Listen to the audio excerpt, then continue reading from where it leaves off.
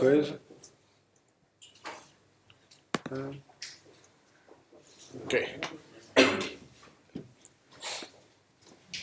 Posso ficar sentado? Ninguém leva a mal. Só para passar os slides à frente.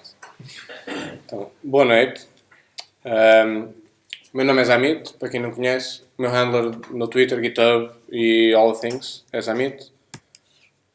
Sou developer na Group Buddies, também para quem não conhece, groupbuddies.com, se quer dizer. Uma empresa de maioritariamente web development em Braga. E hoje estamos aqui para falar de Crystal. O que é o Crystal? O Crystal, o que é que tenta ser? Uma linguagem eficiente e o mais parecido possível com o Ruby, dentro das limitações que é possível, sendo uma linguagem compilada. Sendo uma linguagem compilada, temos este tipo de coisas, portanto, verificações estáticas no código, temos erros em tempo de compilação que com o Ruby não temos, sendo uma linguagem interpretada em que temos, por exemplo, chamamos um método num objeto que não suporta esse método. O que é que acontece em Ruby? Erro em runtime, a não ser que tenhamos testes para apanhar aquilo e corrigirmos a tempo. O Crystal vai nos dar um erro logo ao compilar. O normal de uma linguagem, que estaríamos à espera de uma linguagem compilada. Também tem, que são bastante interessantes, as macros. À frente eu mostro exemplos. Facilita bastante os bindings com C. Também mostro à frente alguns exemplos disto. O maior problema neste momento com o Crystal é que o não oficial da versão é que estamos em pré-alpha, que é um conceito que eu não conhecia, até começar a brincar com o Crystal. Nem alpha é isto. O que quer dizer que é pré-alpha? Quer dizer que ainda está a definir a própria linguagem. A própria linguagem não está fechada. É uma boa altura também para contribuir.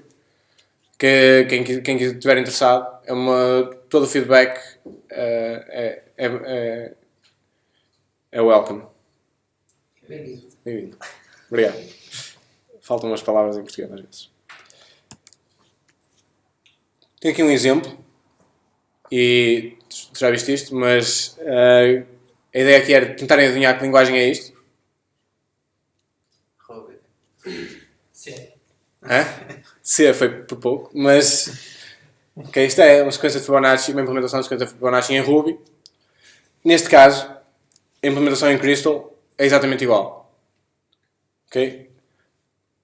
Infeliz ou felizmente não é sempre assim. Há várias vezes em que a maior parte dos casos não vamos conseguir fazer este mapping direto. Isto é um exemplo em que o podemos fazer. O Crystal é baseado em Ruby, como eu disse, mas não é uma implementação de Ruby, nem tenta ser. É só um conjunto de pessoas que acharam piada à sintaxe de Ruby e criam uma linguagem compilada eficiente, então vamos roubar aqui um bocado a sintaxe. Mas não é uma implementação de Ruby. Portanto, não se admirem se tentarem chamar um método que existe em Ruby e ele não existir em Crystal. Não quer dizer que tenha que existir. A grande diferença entre estas duas implementações da sequência de Fibonacci é quando corremos um pequeno benchmark que eu fiz usar, já não me lembro como é que chama, sequer a biblioteca, mas corre isto algumas vezes e conseguimos ver que a implementação em Crystal é cerca de 263 vezes mais rápida do que em Ruby.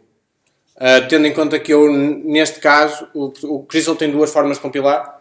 Podemos simplesmente compilá-lo, e aí, que foi o que eu mostrei há 2 semanas, penso eu, era aproximadamente 20 vezes mais rápido que o Ruby, mas se compilarmos com a flag menos release, liga as otimizações da LLVM, e neste caso conseguimos esta performance.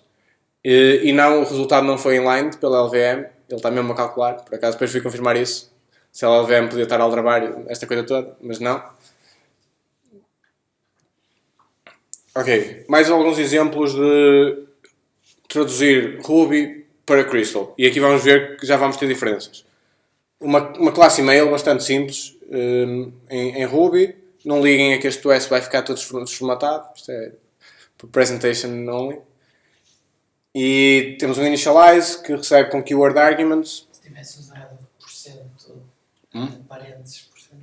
Podia usar here dogs ou coisa assim, mas é só para ficar assim. Para fazer o paralelo. Em Crystal, Vamos ver bocado a bocado.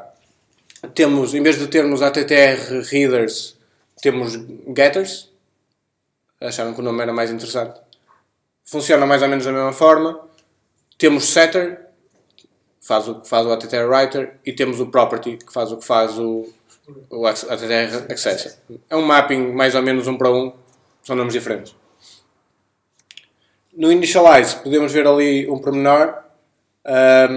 Eu aqui podia estar a usar mais ou menos keyword arguments na mesma, mas não estou, mas eu porque à frente falo deles e da maneira que eles funcionam. Portanto, aqui estou a receber só uma hash, só que nós não podemos ter uma hash vazia. Porquê? Porque o Crystal não consegue inferir qual é o tipo dessa hash. Então, se queremos definir uma hash vazia, temos que dizer este off é usado simplesmente, pura e simplesmente para hash e arrays. Não existe para mais nada. Dizemos off symbol para string. Acho que se percebe mais ou menos o que é que isto quer dizer, que é uma hash de símbolos para strings. Mas o subject não é obrigatório definir. Não, porque Não, porque o problema aqui é que estamos a ter um default value no options, certo? Estou a dizer que o default value é uma hash vazia, mas uma hash vazia de quê? Porque o subject, como não tem um default value, ele quando recebe um valor, então vai ver qual é o tipo de valor e consegue inferir os tipos. Mas então a tipagem não é obrigatória. Pode ser inferida. Sim, ela é inferida na maior parte dos casos. Ou tenta ser. E, já agora, no subject ele infere quando chamas ou... Sim. Quando tu, imagina, faz um email.new em que passas um subject é uma string. Então o tipo de subject passa a ser string.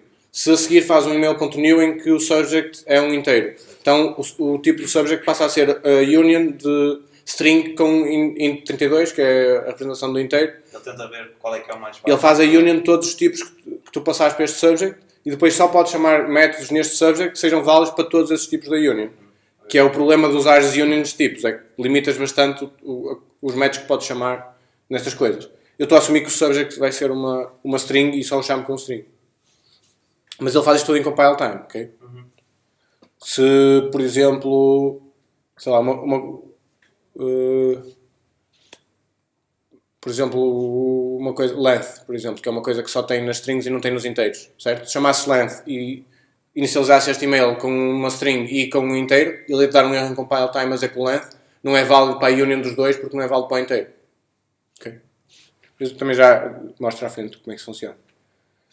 Ali a inicialização das variáveis é igual a Ruby, nada de especial. O TOS, podíamos só implementar o TOS, acho que dava da mesma forma que o Ruby, mas a maneira normal que vemos é receber um I.O.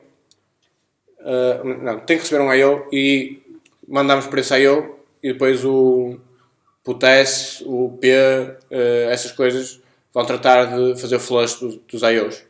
Tem que ser tipo uma string. E ali o tipo não era obrigatório. Eu estou a dizer ali I.O. do tipo I.O., mas não era obrigatório eu dizer ali. O que eu estava a falar, portanto, os cheques que ele faz em compile time.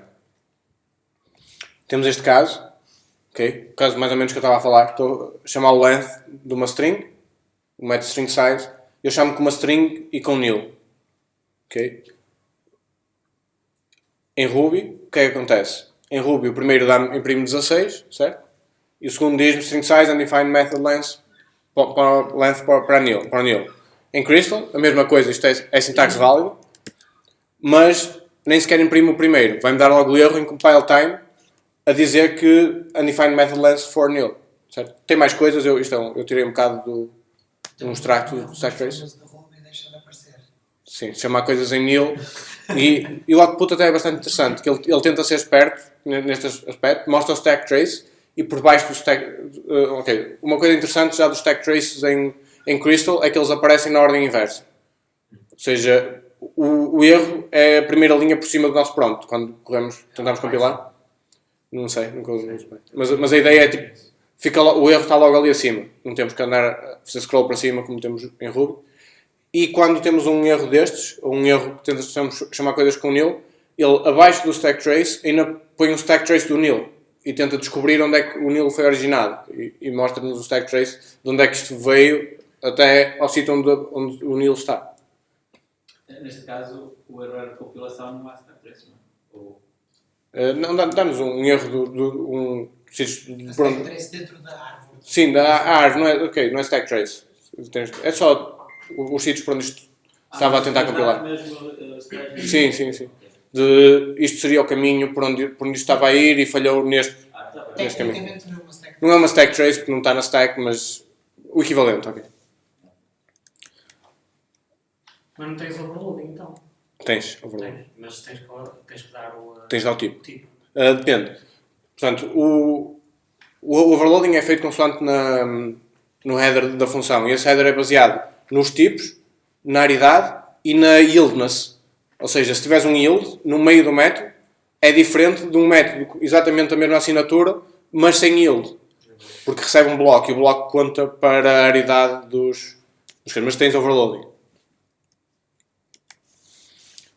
As macros são o equivalente à metaprogramação em Ruby. Não exatamente igual, mas é o que foi que se arranjou. Foi o que se arranjou. Temos aqui, por exemplo, isto era se o ATTR Reader fosse implementado por mim, mais ou menos, em Ruby, porque ele não é implementado em Ruby, mas seria algo do género, em que recebemos um array de nomes, depois estou a fazer o test deles e para cada um faço um class eval em que estou a definir o método. O funcionamento do ATTR Reader define o getter. Classe eval ou instance eval? Class eval. Isto é só para... Não, está correto. Está correto porque eu corri isto. Mas isto é uma das coisas de grande confusão entre o classe Sim. eval e o instance eval. Sim, neste caso era Tem class eval. nomes como é que se diz? Contra-intuitivos. É raro usar. É mesmo uma string? O quê? O classe eval que tem ao Sim, é uma string, é uma string. Em Crystal usaríamos macros, em que temos aquela sintaxe de macro e depois dizemos getter, okay? Que é o nome da macro, que é o que nós vamos depois chamar mesmo getter, e recebemos nomes. Depois temos esta sintaxe à la liquid, que é, os tem percentagens, vai correr código Crystal, mas não vai fazer output, não vai ter output. Depois aqueles com duas chavetas é o que tem output, mais ou menos de variáveis, e depois tudo que escrevermos de fora destas tags conta para o que a macro vai definir, para o método que a macro vai definir. Isto funciona assim porque isto aparece, as macros são avaliadas depois de ser feito o parsing da AST, ou seja, aqueles names que nós recebemos ali, por isso é que depois chamamos ID, são nós da AST já não é uma string. Pronto, isto é mesmo a implementação do getter tirado do core do Crystal. Portanto, tirando esta linha, que pode parecer mais estranha, acho que é bastante simples de perceber o que é que está a fazer. Está a iterar sobre os nomes para cada um define o getter com a variável de instância.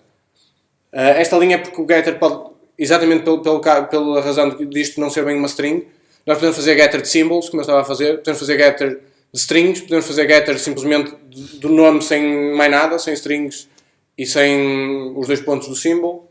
Podemos fazer um getter de uma declare var. Uma declare var é nome da variável, dois pontos, tipo. É uma struct que tem o tipo e o nome. Há várias maneiras de declarar os getters, mas se usarem os symbols, como em Ruby, funciona e é o mais normal.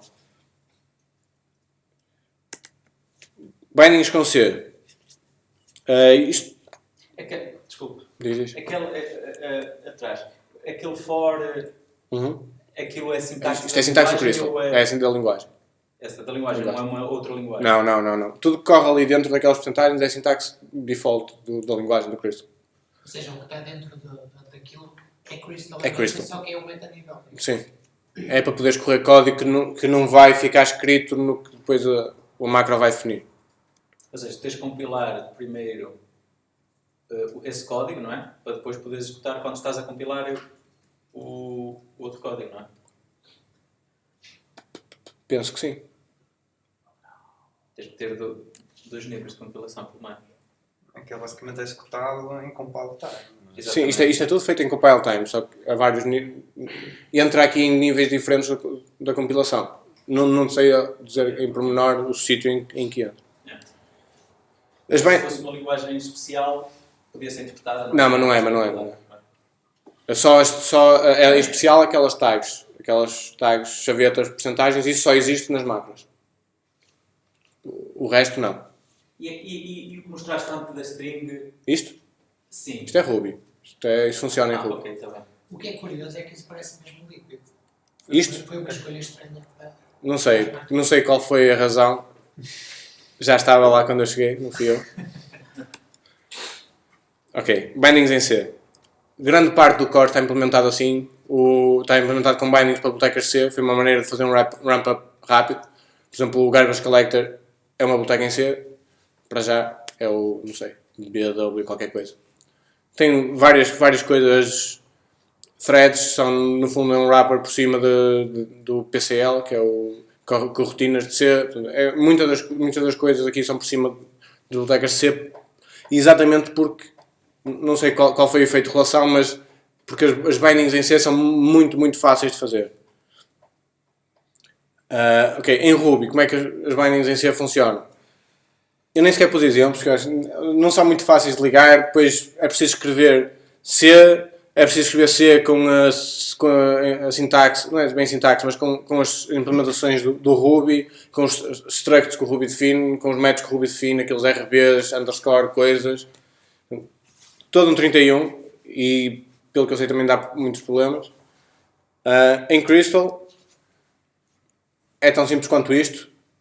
Neste caso, isto já vem no core. A libc, que há 2 semanas era só C, esta semana mudou para libc, cutting edge aqui.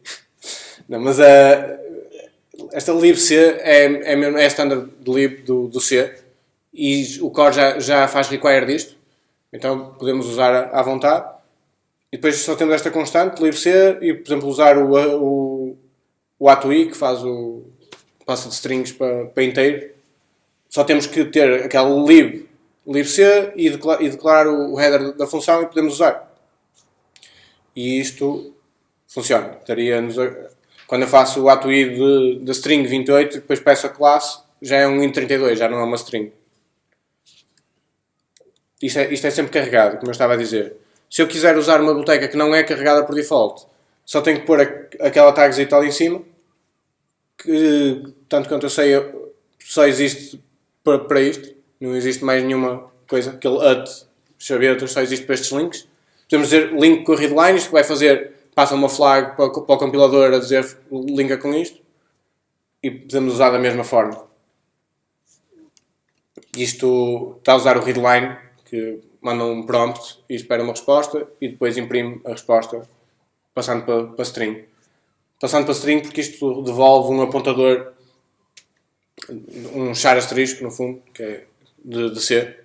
Eu pus aqui só para mostrar 2 representações equivalentes. Puser o int, unsigned int 8 asterisco, o pointer para unsigned int 8 é a mesma coisa. O pointer não é a mesma coisa, mas representam no fundo coisas muito similares. O pointer é um objeto wrapper para apontadores.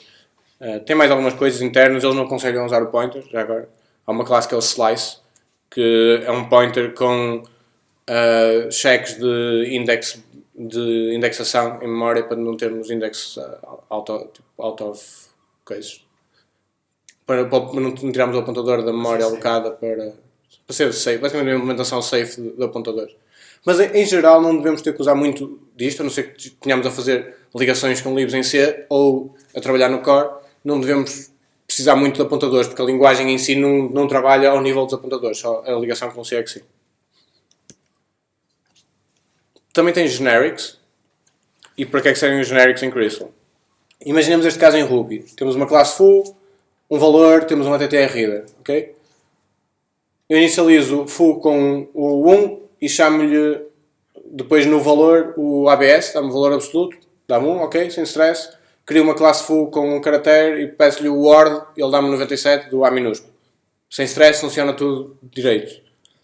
Se eu tiver a mesma coisa em Crystal, se reparar a sintaxe CoffeeScript para variáveis de instância, o Crystal também tem. Posso declarar uma variável, what value, recebe um value e faz o what value igual a value.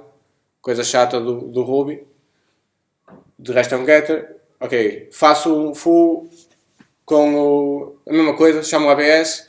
Se eu não tivesse esta parte aqui de baixo, isto funcionava e dava-me 1, ok? Porque o que eu estava a falar há bocado. Porque o value aqui, qual era o tipo de value? Era int 32, um inteiro, tem o ABS. Ok, funciona. Se eu tiver estas duas linhas em que eu estou a inicializar o foo com um inteiro e com um caractere, quando temos aplica é o caractere, quando tem o double quote é string, isto vai dar este erro. não dá sequer o 1, não imprime, aquilo eu pus ali só para mostrar, e logo dar este erro, dizer que o ABS ali em cima não funciona para caractere. Porquê? Porque o tipo do value é união de inteiro com caractere. Então todos os métodos que eu chamar no value têm que ser válidos tanto para inteiros como para caracteres, senão falha. Porque pode haver um caso em que isto não dá. Em Ruby teríamos um runtime error, aqui temos um compile time error. Como é que se resolve isto em Crystal? O foo passa a ser um generic. Tem aquela sintaxe de ter ali o T. O T pode ser outra coisa qualquer. O normal é usar o T. Pode ser outro caractere. E dizemos que o value é do tipo T. Basicamente isto é a única constraint para termos generics, é ter ali, dizer que isto é um foo do tipo T e algum dos initialize, porque podemos ter overloads de initialize. Os initialize têm que ter, não é algum, todos. Todos os initialize, todos os overloads, têm que dizer qual é que é o tipo T. Ou seja, qual é a variável que eu vou receber no initialize que é o T. Ok? Que é para ele poder dizer que isto é um foo de inteiros, ou um foo de caracteres, neste caso. E é exatamente isso que ele faz. Isto já funciona, porque ele, em vez de fazer a união de todos os tipos que são passados como value, cada instância do foo tem um tipo específico. Se eu fizer foo.new 1, é um foo de inteiros. Então já posso chamar isto à vontade. Tenho outra sintaxe para chamar isto, que eu podia fazer foo, abrir parênteses, int32, fechar parênteses, ponto .new de 1. Isto escusava de passar depois ali o T no initialize. Mas é boa prática passar o T ali, que é para depois, quando estamos a utilizar, ele poder inferir o tipo.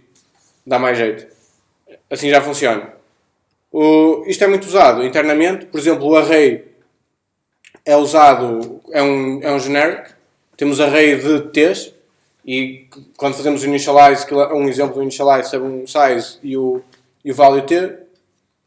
Este não é o initialize que é usado normalmente, isto é um initialize interno. Depois, o que é que temos aqui? Temos um array de inteiros, certo? Se eu fizer array.first.abs, funciona, sem stress. Aqui em baixo, não vai funcionar neste caso. Porquê? Porque já temos apesar disto ser um generic, isto vai ser um generic de quê? Vai ser um generic do tipo deste array, que é o quê? É a união de char com inteiro. Então isto vai dar um erro, porque o ABS não é válido no char. Apesar disto ser um generic, como temos um array heterogéneo, o T é a união de todos os... É o parent comum entre os dois, basicamente. Exato. É a união de todos os tipos que tiver ali dentro. Tens que ter um array de genéricos. Ele acho que faz o type checking mesmo para baixo. É. Não te safas muito disto. Porque isto aqui em Ruby funciona muito baseado no duck typing. Não é? De que eu chamo um método e se ele respondeu, respondeu. Se não responder, dou erro em runtime. E o Crystal não gosta dessas brincadeiras, então duck typing não é muito bem-vindo.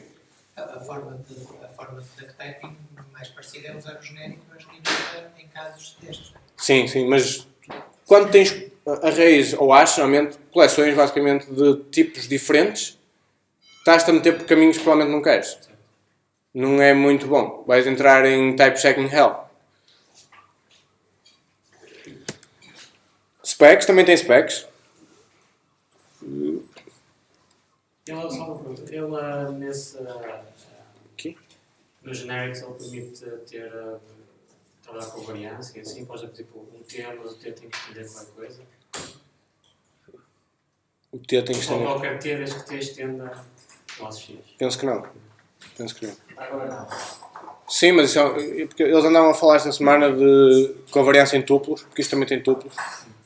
E tem stresses de coisas com isto com tuplos, eles estavam a pensar assim em cenas. Mas para já, que eu tenha visto, não. Presumo que não tenha. A única coisa que podes fazer, e eu mostro a seguir é uma sintaxe que é para aceitar, isto pode ser do tipo T ou nil. E tens uma sintaxe específica para isso. Ok, specs. Tem specs muito limitados para já. Limitados. Funciona. Já não é mau. Mas A sintaxe do spec? é muito pouquinha, um bocadinho da sintaxe do spec, digamos assim. Só temos de fazer o require spec. Temos aqui uma classe, nada especial. Temos o describe, temos o context, temos o it e temos o should e o should not. Mas isto é default na biblioteca. Só tens de dizer require spec. Já vem no core. Temos isto, temos esta sintaxe do should e depois temos alguns matchers. Por exemplo, o igual. O assert. Hã? O assert. Tem o assert, ok, tens o assert. E tem para aqui alguns matchers, é a coisa que muda basicamente. Esta sintaxe eu tinha falado que eu propus e fiz essa alteração de ter a sintaxe do expect para não termos de estar a fazer monkey patching ao object. Foi rejeitada, portanto, para já é assim. Agora, como é que está implementado isso do should? Tem monkey patch? É no monkey patching ao object. É exatamente isso. Então, Class referência, object claro. def should. É isto que tem lá. Não é mais que isso. Os specs, por acaso, é um bom sítio se quiseres começar a ver alguma implementação do core, porque são mesmo muito simples. Estão no sítio à parte. Estão muito simples.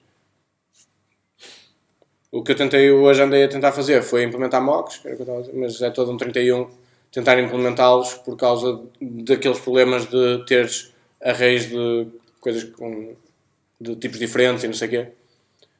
Quando queres ter stubs, é filme. Mas pronto, ainda não arranjamos uma maneira decente de fazer aquilo.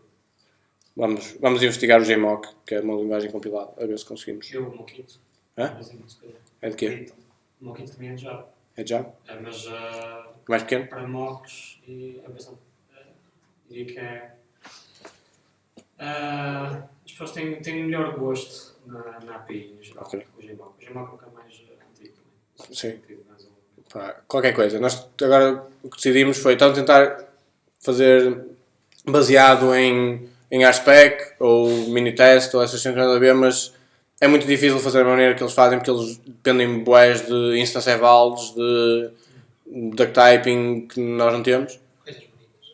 Pronto, é bonito, mas não existe em Crystal. Então vamos agora tipo, analisar implementações de mocks em linguagens compiladas e tentar ver se faltar alguma coisa na linguagem para suportar isso, por exemplo, adicionar. E tentar ver uma maneira mais ou menos elegante de ter isso, porque neste momento não há mocks, que é uma coisa um bocado chata. Pelo menos para mim. Eu gosto de usar mocks nos testes e é chato. Okay. Algumas coisas, isto não é necessariamente. Portanto, são coisas que não existem em Crystal, mas algumas delas simplesmente não podem existir. Mas são umas coisas que eu gosto ou não gosto, mas que eu já usei em Ruby e que notei que faltava. Isto são mais pequenas do que há 2 semanas, porque já descobri que existem coisas que estão escondidas nos confins do mundo e que eu é que não sabia. Não tem single quoted strings. Single quotes é para chars e acabou. Require relative não existe. Usa o require com caminhos relativos. Não tem 2 requires diferentes. Send, nada disso. Define method, nada disso. Evals, também não há. Não há toSim também. Instance eval, class eval. Não há nada disso. Missing. Method missing há. Mas já tinhas. Já vou falar. Foi uma das coisas que eu descobri hoje, que existia. E adicionei aqui. Que era o que estava aqui. Ok. Não tenho o toSim, também descobri ontem que não tenho. Por causa de alguns problemas. Principalmente baseados em os símbolos não são garbage collected. E isso foi um problema que em Ruby há pouco tempo tem, agora são garbage collected. Mas não há o toSim, ou seja, não é possível definir símbolos dinamicamente. Todos os símbolos que existem em compile time e acabou. Então não são garbage collected. A sintaxe das hashes é com aquele igual maior na sintaxe antiga. Tem as duas. Tens duas. Pronto, coisas que não tinha. Agora coisas que tenho que eu acho interessantes. Method missing. Method missing é implementado com uma macro, como seria de esperar. Isto é uma implementação de uma coisa que eu acho que ainda não está no core, mas é de uma biblioteca porreira, de um dos gajos do core, e isto que faz, se conseguirem perceber, isto é um generic que transforma qualquer classe numa classe thread safe. O que ele faz no method missing é apanha todos os métodos que forem chamados para a classe e chama-os com o mutex, faz synchronize no mutex e depois isto é a sintaxe manhosa para chamar o método que foi chamado. Portanto, ele recebe um método, põe um mutex à volta e depois chama. O method missing recebe aquele name, args e block, e aquele name, args e block também vão ser já nós da Abstract Syntax Tree, ok? Por exemplo, não é uma string, é um string literal, ou coisa assim do género. E portanto é que temos que usar aquelas duas chavetas. E a sintaxe é simples, aquilo depois depende do que queremos fazer ali. Mas temos uma macro method missing e é isto. E para depois simplesmente fazíamos synchronize de uma classe qualquer. Mas então o method missing é um método ou é uma macro? Uma macro. Quando põemos macro method missing, é uma macro especial. Mas estás a criar um macro, não estás Não. a usar aqui. Sério. Mais ou menos estás a usar. Porque é uma macro especial. Quando fazes macro method missing, ele está a definir aqui, nesta classe, o method missing. Porque a maneira deles implementarem o method missing foi com as macros, porque precisavam desta sintaxe das macros. Mas é uma macro especial que ele ao compilar não faz o mesmo que para as outras macros. Tem um caminho específico para quando a macro se chama method missing. E tu tens que definir especificamente o método method missing ou a macro method missing em cada classe que queres. Das classes que queres. Sim. Isso é como no Ruby. Só que no Ruby tens um method missing que é chamado quando ele se lembra. Aqui, como ele não pode ser chamado assim, tens de definir uma macro, mas é uma macro especial que dependendo do nome, ele faz isto. É sintaxe especial. É. É assim, e pronto, é macro method missing, recebe estes argumentos e tem que receber os 3 argumentos na locations, acho eu. Acho que sim. E depois lá dentro é o method missing dentro dos possíveis. Temos acesso, como podem ver pelo mutex, às variáveis de fora. Temos acesso a elas. Só que aqui isto é avaliado em runtime. Que é a diferença. Por exemplo, se tivermos ali... imaginemos que temos ali aquele imersão mutex que estamos a receber. Temos ali um array. Okay? Um array que começa vazio. E em runtime vamos adicionar coisas a esse array. Se eu puser aqui um if desse array, ele... Estou a dizer que é avaliado em runtime. Eu acho que ele vai ser... ok, podemos ter problemas de runtime, porque ele quando passa aqui portanto, os checks dos tipos, ele fala para o array vazio. Okay? Porque é o que ele tem em compile time. Em runtime estamos a adicionar coisas ao array, ele depois quando entra, aquilo já tem coisas, podemos ter aqui um runtime error dos tipos. Portanto, estar a chamar um método que o tipo que está no array não tem. Aqueles checks que eu falei que ele faz em compile time, no method missing podem falhar. Portanto, o method missing é muito cuidado a usar, ainda não está final sequer a implementação, mas é possível usar assim, okay? Mas é preciso ter cuidado, porque pode ter erros em runtime dentro do method missing. Não sei se perceberam o que eu acabei de dizer, mas pronto, é perigoso. Uma sintaxe que eu achei piada é, ok, temos este caso em Ruby, em que temos um array de 2 inteiros, mapear sobre eles e queremos fazer um toS e depois esta sintaxe que não precisava ser assim, mas só para mostrar o ponto é chamar a concatenar com a string hello. Eu não posso usar o symbol to proc, neste caso, em Ruby, porque estou a chamar 2 métodos seguidos e o symbol to proc não suporta isso. Então eles o que têm é aquele ampersand ponto final que representa, o ampersand representa cada um daqueles elementos e eu posso concatenar ali métodos daquela forma que estariam à espera dentro do bloco. Isto é açúcar sintático, mas um bocadinho, deixa-me fazer um bocadinho mais do que o symbol to proc, que eu achei bastante interessante. Faz exatamente a mesma coisa. Mas o symbol to proc também fica bonito quando é só uma coisinha. Sim, mas às vezes dá jeito de chamar 2 métodos seguidos. Neste caso, se calhar não é melhor, mas... Mas aí fazias numa linha, abres as chavetas... Podia fazer. Mas aquilo é mais pequenino.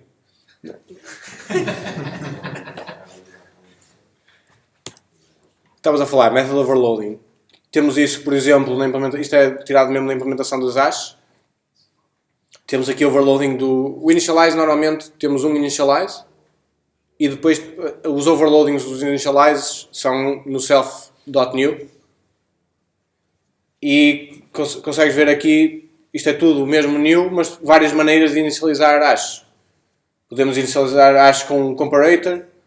O comparator serve para pesquisar, quando estamos a fazer o find de uma key, numa hash, e podemos ter comparators específicos para a maneira como ele faz o match dessas keys. Ele por default tem o case insensitive, ou seja, eu posso, se tiver o foo tudo em minúsculo e depois for procurar por foo tudo em maiúsculo, funciona. Podemos fazer a mesma coisa para o hash with indifferent access, uma coisa desse género em que eu guardo com string e depois procuro com símbolos ou coisa. Podemos ter esse tipo de comparators. É o que é aquele comparator. O standard não faz nada, é só exatamente o que nós mandarmos é o que ele procura. Podemos passar um bloco, isto é uma maneira de representar o bloco. Isto é tipo das closures de lambdas. É assim uma coisa que ele recebe ali uma hash de K para V e depois uma função de K para V. Isto é o que é passado, é o argumento do bloco. Fazemos do e recebemos uma coisa que é esta hash. Isto é o valor, o que o bloco tem que retornar. O que o bloco tem que fazer, tem que receber um K, passa para V. É uma coisa. Podemos passar um default value e um comparator ou só um comparator. Só mostrar, existe método overloading e as constraints são aquelas que eu tinha falado. Já tinhas um exemplo em que o new foi type checked, certo? Foi num dos exemplos do início. Como é que tu depois ali passas new no construtor? Aquele vai para aqui, para ver. Ok. Como é que eu passo? Porque eu posso passar. Porque eu não tenho um default value ali. O caso que estás a falar é este. Se eu tivesse assim, em que eu tenho um default value, portanto, isto não ia funcionar assim. Em que eu tenho ali o default value de nil. A maneira para isto funcionar com default values e tipos é aquele ponto de interrogação. Em que assim o tipo aceita ou nil, ou então tipo, se for nil ele deixa passar, se não passa a ser o V. Uma sintaxe especial. Mas o new é uma classe. É um tipo, sim. É. Só tem, portanto, tens o nil com minúsculo e o tipo é o nil com maiúsculo, mas é um tipo também. E ele conta com ele nas unions de tipos, também conta. Podes fazer nil to S, por exemplo? Não. Não tem met nenhum, mas também conta. Portanto, se receberes um nil, por isso é que tens este ponto de interrogação, que é para ele não contar com ele. Porque se tiveres um nil, depois não podes chamar nada nos tipos. Ou seja, o nil de Crystal não tem nada a ver com o nil de Ruby. O nil não recebe. Dá para chamar to S no O nil de Ruby podes para tu I, por exemplo. to I, não sei. Mas to S não podes. Tu S, Podes? dar vazio. Ele é que é Basic Object. É o quê? É um Basic Object, o nil? Ou que métodos é que ele tem? Tem uma série deles. Por acaso não sei se é um basic object, mas ele pode chamar tu I, tu S. Não sei. Eu tiro bem aquilo todo. Eu acho que não devia haver nil, simplesmente, mas isso é outra questão. Isso é outra questão. Só dá chatice. Então aqui com tipos, só dá chatice ter lá no meio dos tipos o nil. Mas então aqui em Crystal o nil é um tipo. É um tipo e conta para os tipos, para os static checks, conta. Mais uma coisa a ver com default values, que eu chamo-lhe easter egg. E o criador da linguagem achou piada ao nome, mas é o que, no fundo é o que isto é. Porque ninguém descobre isto a não ser que ele diga. Quando temos um default value, por exemplo, temos ali uma division, recebe um valor 1 igual a 0 e valor 2 igual a 1, certo? E depois usamos ali o fdiv, que também descobri que não existia. Existe em Ruby, eu não conhecia. Para fazer divisões de floats, para não ter de fazer a dividir por ponto to f ou coisa assim. Podes usar o fdiv. E se eu chamar, deixa eu ver se está direito, aquele division 0,2, ok? 0.5. Funcionou, porreiro. Chamo o division 2, então o 2 vai para o value 1, teremos à espera, 2 a dividir por 1, 2, ok? Depois entra a parte do easter egg, que é, como temos default values, eles podem ser chamados como keyword arguments. Serve das duas formas, que eu não percebo muito bem porquê, mas é assim. E então se eu chamar division 1, value 2, 3, isto dá 1/3, Se eu chamar o value 1, value 2, também dá 2 terços. Se eu chamar value 1, 2, 3, já não funciona. Okay? A partir do momento em que começamos a pôr keyword arguments, temos que pôr até ao fim. Não sei, definimos default values e podemos chamar depois como quisermos. Isto porque ele não faz o que o Ruby faz, que é quando temos keyword arguments ou passar uma hash é tipo a mesma coisa, que não é. Tipo, temos keyword arguments e temos hashes, não são a mesma coisa. Coisas interessantes. Shards. O nome ainda não está definitivo, mas há uma grande probabilidade de vir a ser o nome das bibliotecas de Crystal. Shards, em tipo shard de um bocado de um cristal. Foi o nome que. Melhor nome. O nome que estava antes disto era Geode. Portanto, vamos ver que este é muito bom. É o nome de código interno para já. Como é que nós tratamos de dependências de shards? Quê? Está assim um bocado das cenas distribuídas, das bases de dados. O que é que tem? Os shards. De sharding. Ninguém se tinha lembrado disso. Mas é quase impossível arranjar um nome que não bate em qualquer coisa. Mas isto é distribuído, portanto. Não é? Tudo pensado. Temos um project file, que se calhar vai mudar de nome, não sei. Depois shard file. Eu propus isso, não sei se vai acontecer. Em que temos um block, o deps, e depois recebe um block, em que definimos, por exemplo, GitHub. Ele vai buscar ao GitHub o que sabia à espera, o nome do utilizador, o nome do projeto. Já existe também o... Como é que ele ficou? Ou local ou path, não me lembro, para ter repositórios locais. Também já existe. Aquilo ficou local, mas depois mudámos o nome para path, acho que foi. Ficou path e recebemos um caminho local e também funciona. Depois temos este project file, podemos correr o Crystal Depths e ele vai buscar as dependências, guarda-as localmente e a partir daí podemos fazer, neste caso, require Twitter. Isto assume uma estrutura de pastas que tem que estar correta, senão não funciona, mas neste caso do Twitter Crystal está bem feito, então funciona. E depois podemos simplesmente chamar os métodos mais ou menos que estaria à espera de como é em Ruby, mas com o pormenor de que é descentralizado. Neste momento, além dos locais, só funciona com GitHub, mas a ideia é ser descentralizado. Não ter um Ruby Gems, um repositório único onde as coisas estão. Qualquer path funciona. Isto depois torna difícil o quê? Saber quantos existem, quais é que são, quais são as shards que existem. A solução que existe para já é o Crystal Shards.aeroquab.com, feito por mim, que faz um pedido à API do GitHub por todos os repositórios em que a linguagem seja Crystal. Infelizmente o GitHub só suporta repositórios em que a linguagem principal seja Crystal. Portanto, o próprio Crystal Shards não aparece porque é 60% CSS neste momento. Então não aparece. Problemas do GitHub. Mas de resto podemos ver, isto está ordenado por stars ou watts, uma dessas. E temos ali o Crystal em primeiro. Depois temos o Twitter Crystal e mais algumas coisas interessantes. Isto está a funcionar, foi uma implementaçãozinha disto. Em Crystal, é feito em Crystal. E qual é a framework para seguir as páginas? É o Frank. Eu não falo mais disto. O que estou a usar é o Frank, que é um wrapper muito, muito simples em cima do módulo HTTP do Crystal. No mundo selvagem, já há algumas coisas em Crystal. O Crystal Shards, está ali, okay. Uma web app feita com Frank. Há um build pack Perog, também feito por mim, curiosamente. Isto é um problema de Crystal, se não gostam de fazer coisas, se querem um ecossistema já todo feito, não tem. E já é possível fazer deploys para Perog, o que acho que já é bastante porreiro, já ajuda para quem quer fazer coisas em web. Tem ali o Crystalline, que é um conjunto de containers, tipo stacks, trees e algoritmos com coisa desse género em Crystal. O Prax.cr, o Prax já existe em Ruby, é uma espécie de PAU, portanto um proxy server para development.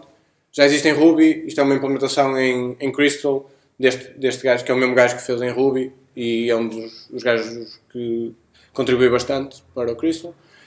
O site da oficial, crystalline.org, tem uma documentação muito parca. Não sei, acho que ler o código é melhor do que aquilo, mas para começar dá jeito. Uma coisa, se quiserem ver o exemplo ali do Crystal Shards, já tem um exemplo de como criar uma web app. Não existe ainda nenhum tipo de coisa para gerir assets. O que eu usei foi o Gulp. Tem lá uma implementação com Gulp e como é que aquilo poderia funcionar, nada especial, só ter coisas na pasta public. E depois o que eu uso é o HTTP o modo HTTP do Crystal funciona à base de middlewares, em que podemos pôr os middlewares que quisermos, handlers, chamam-lhe handlers, e eu uso o Static File Handler, podemos passar uma pasta e ele primeiro passa pelo router normal. Se tentarmos ir a uma route que ele não sabe servir, tenta ir ver se existe esse caminho na pasta public, ou na pasta que nós quisermos inicializar o Static File Handler, e serve isso. Também a porreira de Static File Handler também serve diretorias, e serve aquele estilo Apache, de mostrar a listagem delas já com um estilinho mais... O estilo Apache, vá. Eu ia dizer mais bonito. Mas não é assim muito. Ok. O que eu tinha para falar era isto. Agora, eu de demo, não tenho assim, provavelmente uma demo específica. Posso mostrar alguns exemplos de coisas que eu tenho para aqui. Não sei se, entretanto, alguém tem perguntas. Paro aqui o vídeo ou continua? É o único vídeo que há, porque a câmera foi ao ar, por isso. É como quiseres. Ok.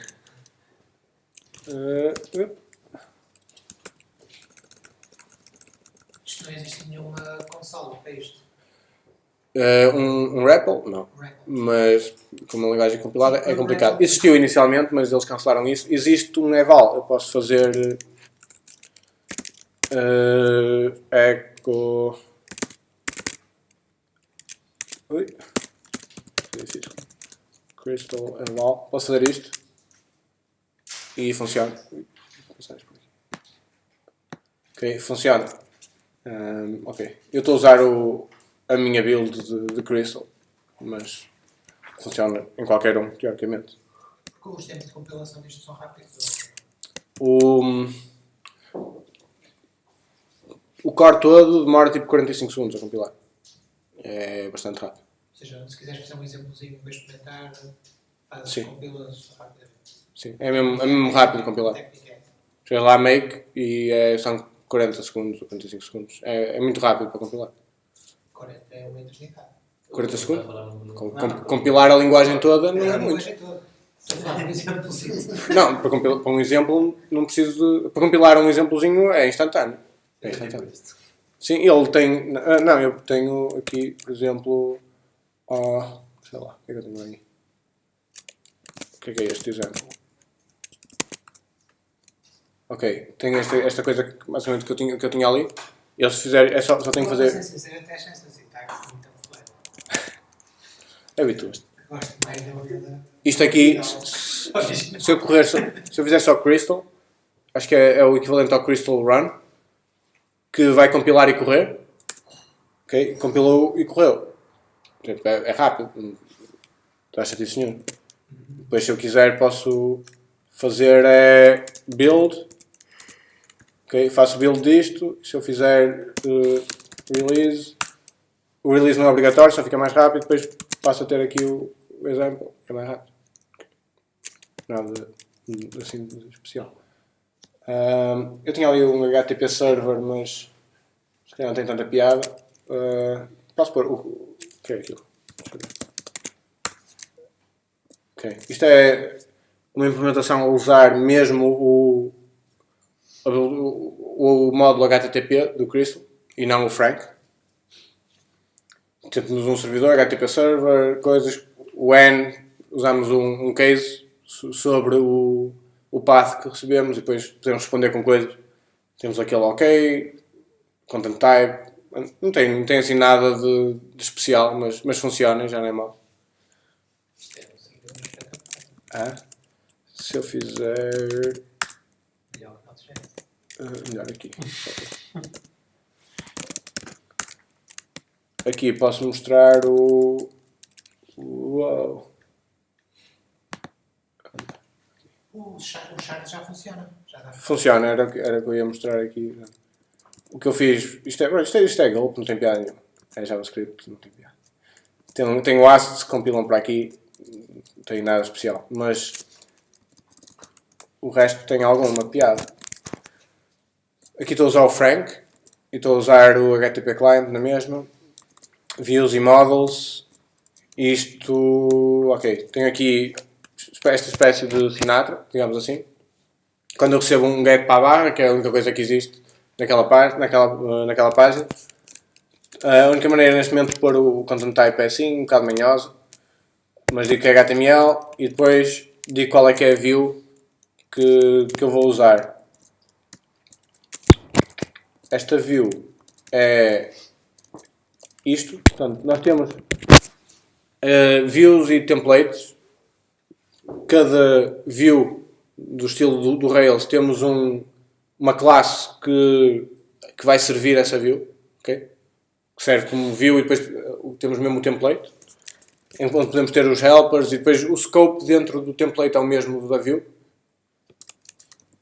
ou seja, tenho acesso a estas variáveis de instância, tenho acesso aos métodos que eu definir aqui, tenho acesso na view ou no template. Tu estás a dizer view do Rails, mas isto é um template. O que nós temos aqui é o que ele recebe vai buscar quantidade de dados ao GitHub, que são aqueles dados. Depois eu tenho o total count, quero ali dizer quantos é que tenho, e os items. Os items vai ser cada um dos repositórios. E depois tenho esta sintaxe, que é uma macro, para ter um SER, pronto, é o equivalente do RB, dizer que tenho um fecheiro, dizer qual é que é a view que esta classe está a servir. Vai estar em views index SER. Ok. Nada de espetacular, é HTML com a mesma sintaxe do RB para pormos aqui coisas aqui dentro. A sintaxe é igual à do RB.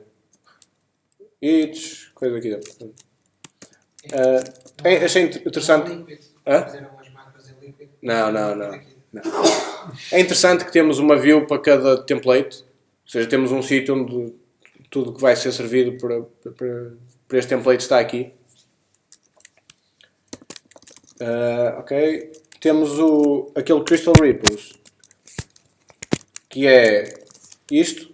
Eu vou fazer um pedido com HTTPS API do GitHub. Ok, qual é que é o pedido? E depois deste from JSON é que tem alguma piada.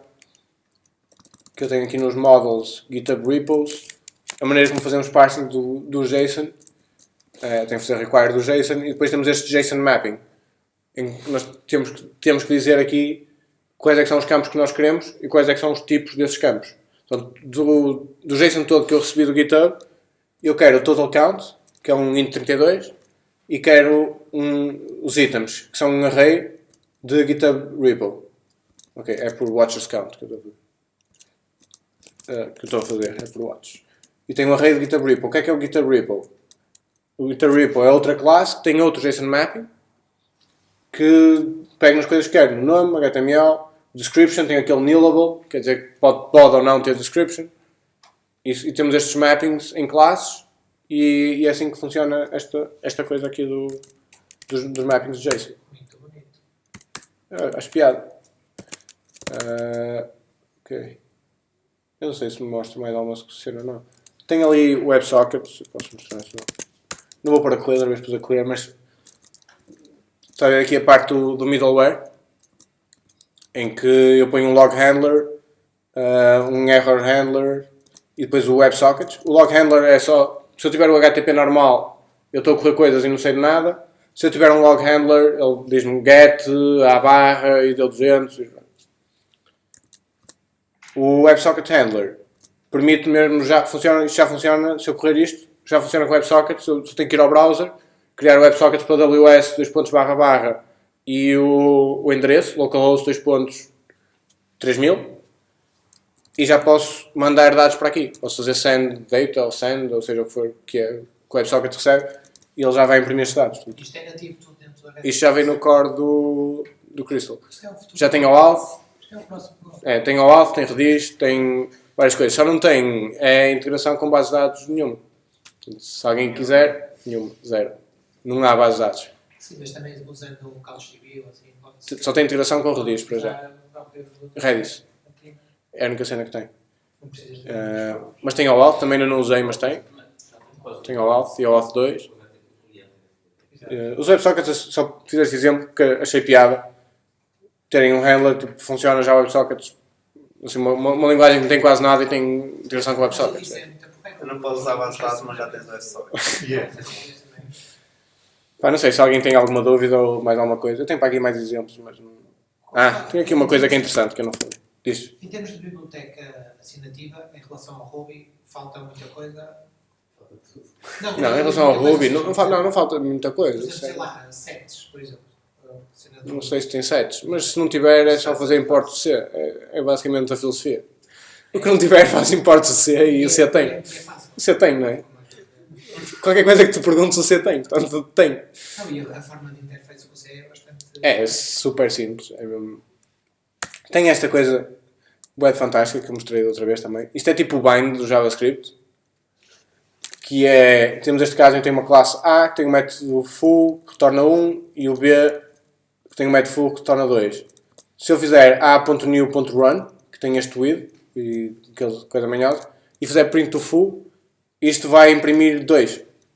Porquê? Porque dentro daquele bloco, ou seja, no yield, o contexto vai ser o b.new, que é o que eu passo pelo with. Eu faço with, o contexto, yield. Mais ou menos como a bind do JavaScript. Podemos mudar o self dentro do bloco. A ideia, qual é o sítio onde isto é usado? Por exemplo, blocos de configuração. Em vez de ter que fazer do config ponto qualquer coisa, podes fazer logo qualquer coisa. Não usem isto. Isto não é API pública para ser usada, mas existe. É mais uma brincadeira. Aquilo tem lá muitas brincadeiras que provavelmente vão sair. Mas pronto. É interessante e contribuidores precisam-se. Totalmente depois quem gostar de escrever documentação. O README está pior que péssimo. A documentação está fraquinha, mas é ir ao repositório, github.com/manastack/crystal, GHpages. Tem lá em Gitbook, quem quiser editar, força. E pronto, era isto que eu tinha. Tem mais alguma influência além de Ruby ou é só? Tem muitas. Tem Ruby, tem CoffeeScript naquela sintaxe, tem de... o que é que eles falaram mais? Sim, depois tem sempre C++, genéricos, não é? Tem os genéricos que é de C++, tem de C++, tem bastantes coisas. Tem um bocado de tudo. É tipo, Macros, que não é de Ruby. funciona à base de... é preciso fazer qualquer coisa. Como é que vamos fazer? Deixa ver como é que as linguagens compiladas fazem. Vamos ver linguagens compiladas. Olha, esta porreira. Vamos fazer assim. Não tem influências nenhumas de JavaScript, reparaste? Tem do CoffeeScript só. Não tem este bind, este with, isto é um bind do JavaScript. Ruby também tem isso. Hã? Uma coisa Já parecida. funciona também para o Tu podes fazer, do underscore podes fazer bind, pelo menos. O underscore bind, qualquer coisa disso, e passas do... Mas atenção, falaste de CoffeeScript, mas CoffeeScript tem influência no Ruby também. Aquela sintaxe que é, ninguém percebe porque é que em Ruby não dá. Que é, eu recebo uma variável tipo value, at value, igual a value, attr_reader value, e depois adormeci já. Aliás, foi o próprio Ruby que fez a cena do lado